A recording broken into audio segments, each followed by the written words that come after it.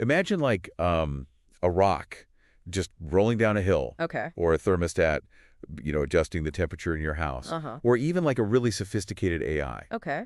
Are all of these things, are they all agents? That's a great question. Are they acting with purpose? Yeah. Today, we're diving deep into this idea of agency. Okay. That ability to kind of steer outcomes toward a specific goal. Right. And we're going to explore this wild idea Okay. that figuring out if something actually has agency, it isn't as simple as it might seem at first. It really isn't. It's one of those things we kind of just assume we have ourselves as humans. But when you try to like apply it to other things, it gets really tricky really fast. Yeah, it's all about the frame, right? Exactly. Like if you're looking at the same object, but through different colored lenses, yes, your perception of that object changes. Completely. And that's really what makes this topic so fascinating. Yeah. We're going to be using this paper from researchers at Google DeepMind called Agency is Frame Dependent to kind of guide our discussion today. Got it. And they make this super compelling case that agency is not something absolute. It's relative. Okay, so get ready to see agency in a whole new light. Yes. This is not just some abstract philosophy. No. This impacts how we view decision-making in pretty much everything around us. Everything, yeah. From like, everyday tech to even the potential of AI. Absolutely. So before we get too far, I think we should lay down like the definition of agency. For sure. Just so we're all on the same page. Absolutely. So we're going to use a 4-part definition, and it really boils down to individuality or having a clear boundary. Then source of action, meaning the agent is the originator of its own actions. Got it. Goal-directed behavior. And then finally, the ability to adapt and learn.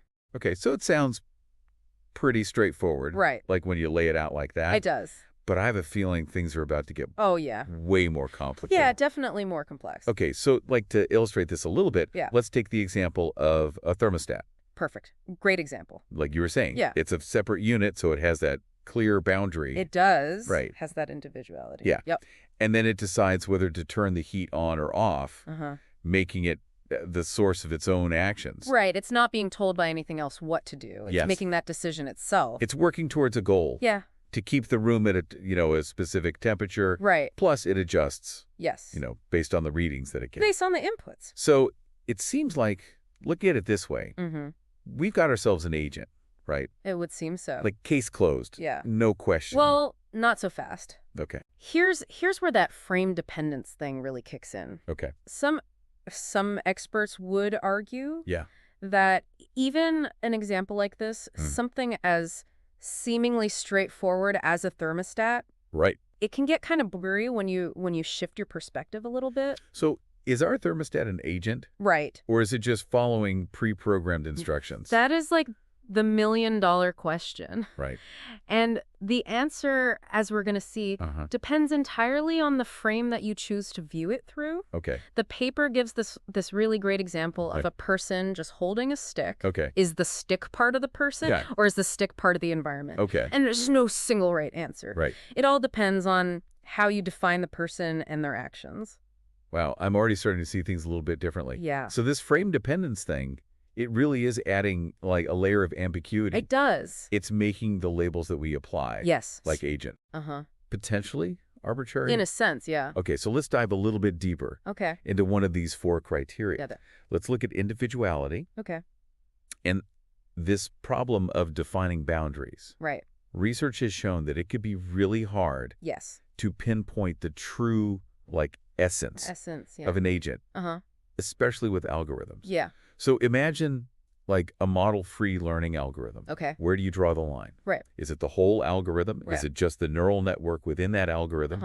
Or even specific layers of that neural network? Yeah, where do you draw the line? It's like trying to define our own boundaries. Yes. Like what actually makes me, versus all this external stuff that influences me. Exactly. And get this. Yeah. Research has shown that like key properties of an agent can change depending on where you choose to draw that boundary line. Absolutely. It can completely change what we see as the agent. So if individuality is that slippery, imagine trying to nail down the source of action. Oh, yeah. Like, what does that even mean? It's like a philosophical puzzle. Yeah. Right. Yeah. So let's take this example of a wrecking ball hitting a wall. Okay. Did the wall act by falling down? Okay. Or was it simply acted upon? Yeah. It's really tricky. And just choosing which causal factors we focus on can completely change what we see as the source of that action. It makes you think about situations where, like, figuring out the true actor is really hard. Yes. Did a person make a decision freely?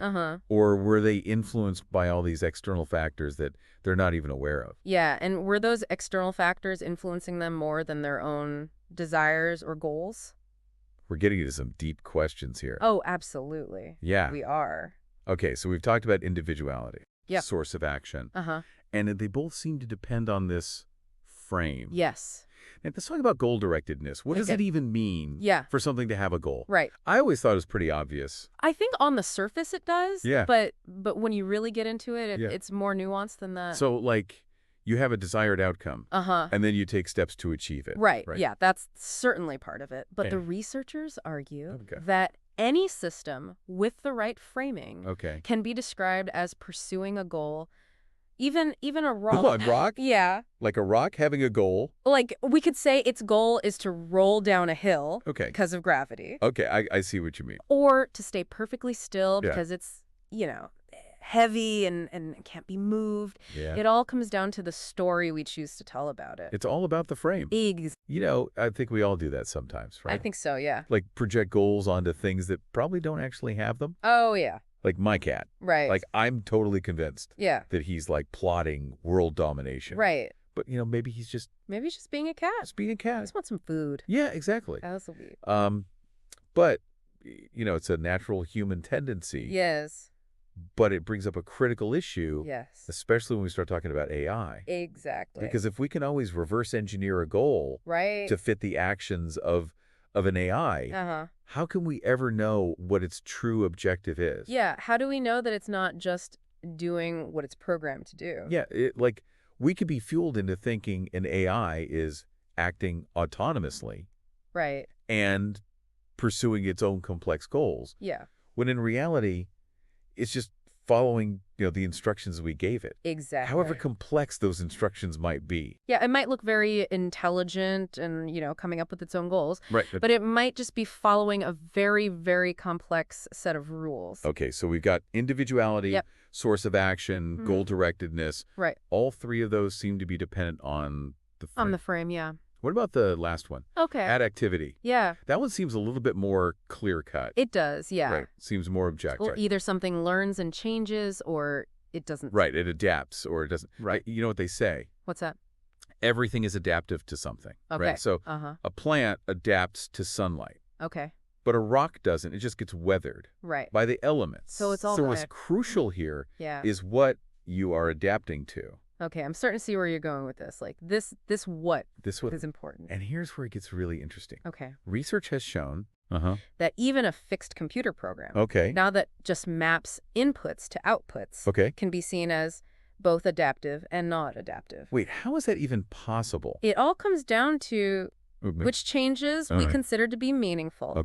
Is the program simply following its programming? Right. Or is it responding to that input in a way that suggests true learning?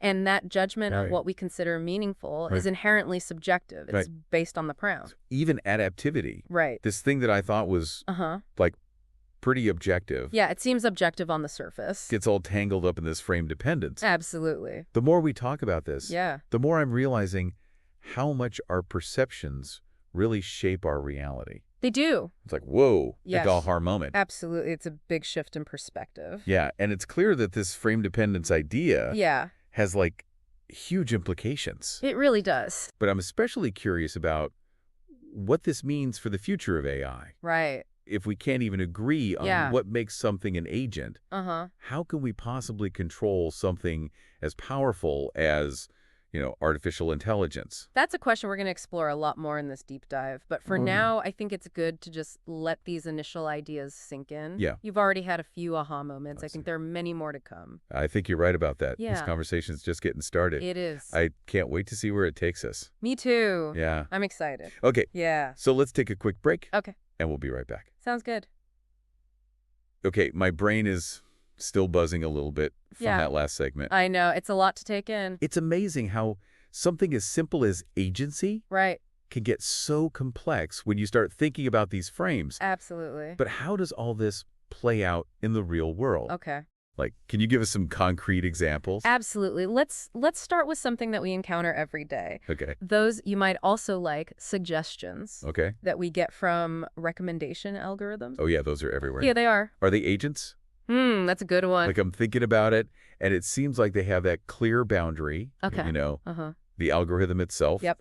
And they're definitely taking action by, suggesting products or movies or whatever. Right. They're giving us outputs based on inputs. And they're learning, right? Yeah. Like from what we've clicked on in the past or bought. They have our past behavior. So they're constantly adapting. They seem to be. So it seems like they tick a lot of those boxes. Yeah, they do on the surface. Yeah. But here's the question. Okay. Are they truly goal-directed? Yeah. And whose goals are they pursuing? Okay. Are they really trying to give us what we want? Yeah. Or are they simply designed to maximize their own engagement metrics? Okay. Even if that is pushing us towards things that aren't really in our best interest. You're making me rethink all those late-night online shopping sprees. Right. So depending on how we define like their goal and whose perspective we're taking, whose time we're using, that algorithm can look very different. Completely different. Because like suddenly seeing the strings behind the curtain. Yes, exactly. Okay, let's shift gears a little bit. Okay. To something maybe a bit more complex. Okay. Self-driving cars. All right. Are they agents? Ooh. Like they're navigating the real world. Yeah. They're making decisions in real time to avoid obstacles to get to their destination. To achieve a goal. They seem like agents to me. They do. They exhibit a lot of the hallmarks of agency, for sure. But boundary problem. That boundary problem. Right. Yeah. Like, where do you draw the line? Is the agent the car itself? Okay. Is it the software that's controlling it? Is it the sensors that are gathering all that data? Right. Or is it the entire system? The whole thing. And then you add another layer. Okay. What about the human? Oh, right. That's in the, in the driver's seat. In the driver's seat. Where does their agency begin and end? So many layers. So many layers. And I think you hit the nail on the head when you said that the answer to that question, where you choose to draw the line, has huge implications. Huge. Especially when you think about things like accidents. Right. So imagine a self-driving car gets into an accident. Okay. Who's responsible? Right. Like, is it the person in the car? Yeah. Is it the company that made the car? Is it the programmer who wrote the code? Right. It's a really tough question. Yeah, and it's not getting any easier. No. As technology gets more and more sophisticated. Exactly. Which brings us to the elephant in the room. Okay. The big one. Yeah. That everyone's talking about. The one that keeps me up at night. Artificial general intelligence. AGI. Or AGI. Yeah. So we're talking about AI that can learn, reason, solve problems. Just like a human can. The holy grail of AI research, the ultimate goal. But if agency is frame dependent, right, how will we ever know if an AGI is truly acting autonomously? Right. Or if it's just following, really complex instructions. Extremely complex instructions. That's kind of a chilling thought. It is. It's a little scary. Like, are we creating new beings? Right. Or are we just creating these incredibly powerful tools that we might not fully understand? Yeah, are we opening Pandora's box? Let alone control. Yeah, this brings up all these ethical questions, right? Absolutely. About, like, the nature of intelligence, consciousness. Yeah. Control. If we can't even agree on what makes something an agent, how can we be sure that AGI will align with our values? Right. How do we ensure it's not going to pose a threat to us? Okay, so we've got these self-driving cars and super intelligent AI. But what about something a little closer to home? Okay. Our own sense of agency. Oh, that's a good one. Like, we feel like we're making our own choices, right? We do. Could frame dependence challenge even that? I think so. Like, how? Well, we tend to think that we are the authors of our own actions. Right. That we are making these free and conscious choices. Yeah. But, research has shown that our decisions are actually influenced by a lot of factors that we might not even be aware of. Like what? Our genes, our upbringing, our social environment, even the bacteria in our gut. So you're saying that maybe we're not as in control as we think we are? It makes you wonder where our actions are really coming from. Right. Like, are we truly independent agents? Yeah. Or are we just products of this complex web of influences? Of all these factors that we don't fully understand? It's both fascinating. It is. And a bit unnerving. It is. It's a lot to take in, but that's the power of this idea. I think it pushes us to question our assumptions, to look at things from these new perspectives and, maybe even make more conscious choices. Okay, so frame dependence is challenging our understanding of algorithms, self-driving cars, our own sense of self. Our own sense of self, yeah. But what about those big philosophical questions? Okay. The ones that, keep philosophers up at night. Yes. If agency is so slippery, right, what does it mean for free will? Ooh, that's a good one. Yeah, like, are we really making choices? Yeah. Or are we just playing out a script that's already been written by our genes and our environment? That is the question, isn't it? Now, that's a deep dive. Like, where do we even begin to grapple with something like that? It's a question that, philosophers have been debating for centuries. Right. There are no easy answers. But I think frame dependence gives us a new lens through which to examine these age-old questions. Yeah. It acknowledges the incredible complexity of our inner worlds and the interplay of factors that shape who we are and how we act. This is giving me a lot to think about. It is. More than I can handle right now. Yeah. But there's this one question that just keeps popping into my head. All right. If agency is so dependent on this frame, who gets to choose the frame? Ooh, now you're asking the really important questions. Yes. the ones that could shape the future of technology, society, humanity itself. And that's exactly what we'll be diving into in the next segment. In part 3. We've been talking about how agency, that ability to act and make choices, it isn't some fixed thing. It's shaped by the frame we're using. Right. And now I'm really curious about this question. Okay. Of who gets to choose the frame? Yeah, it's such a crucial question, and it really gets to the heart of the power dynamics that are at play here. Yeah. Because whoever controls that frame has a huge amount of influence over how we perceive the world, how we act within it. Okay, I'm following you. Yeah. But can you break that down for me a little bit more? Sure. How does choosing the frame actually translate into like real world power? So think back to those examples that we discussed with recommendation algorithms, for instance. The people who develop them, right? The programmers, the companies they work for. Yeah, right. They're the ones who are choosing the frame. They're the ones who decide what goals the algorithm will pursue, what data it's going to use, what metrics it's going to prioritize. Yeah. So is it going to be designed to give users what they truly want? Right. Or is it going to be designed to maximize the company's profits, even if that means manipulating users into making choices that aren't in their best interest? Yeah. That initial choice, that frame, it has this ripple effect on everything that follows. So even if we think we're making our own choices, those choices are actually being influenced by the frame that someone else has chosen for us. In a way, yes. And as these algorithms become more sophisticated and integrated into our lives, that influence just becomes even more powerful. More powerful and more subtle. And even harder to detect. Much harder to detect. It raises all sorts of concerns. Right, it does. About transparency, accountability, individual autonomy. Big questions. What about self-driving cars? Okay. Who's choosing the frame there? It's a much more complex situation. You've got multiple players. So you've got the engineers who are designing the car and its software. Right. You've got the regulators who are setting safety standards. Right. And then you've got even the individual drivers who are ultimately making decisions in real time based on the information they're given. So the question of who's responsible when something goes wrong becomes way more complicated. So much more complicated. It's like suddenly there are all these different perspectives to take into account. Exactly. So a self-driving car makes a mistake, right? Yeah. And suddenly you've got to untangle this web of choices and influences to figure out who is actually accountable. Who's to blame? Was it a flaw in the design? Right. Was it a failure of the software? Was it a misjudgment by the human driver? So we have to understand these different frames. We do. The engineer's frame, the regulator's frame, the individual's frame. It's essential for navigating all these ethical and legal gray areas. This is making me think that like technology is never truly neutral. I think you're right. It always reflects the values and intentions it does. of the people who created it. Absolutely. And those are often embedded Yeah. in the frame itself. Right from the beginning. Which brings us back to AGI. Right, back to the big one. If we create AI that's, so advanced that it can learn and adapt, like way beyond our own capabilities. Far beyond what we can even imagine. Yep. Potentially. Who gets to define its goals and values? Right, who's setting that initial frame? Yeah, what frame will it use to understand the world? Yeah, and is that the frame we want it to use, or is it going to come up with its own frame? It's almost too big to wrap my head around.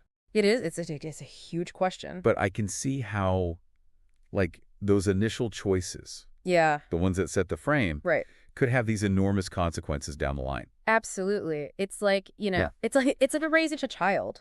The values that you instill, the way that you shape their understanding of the world, it has this profound impact on who they become as a person. Right.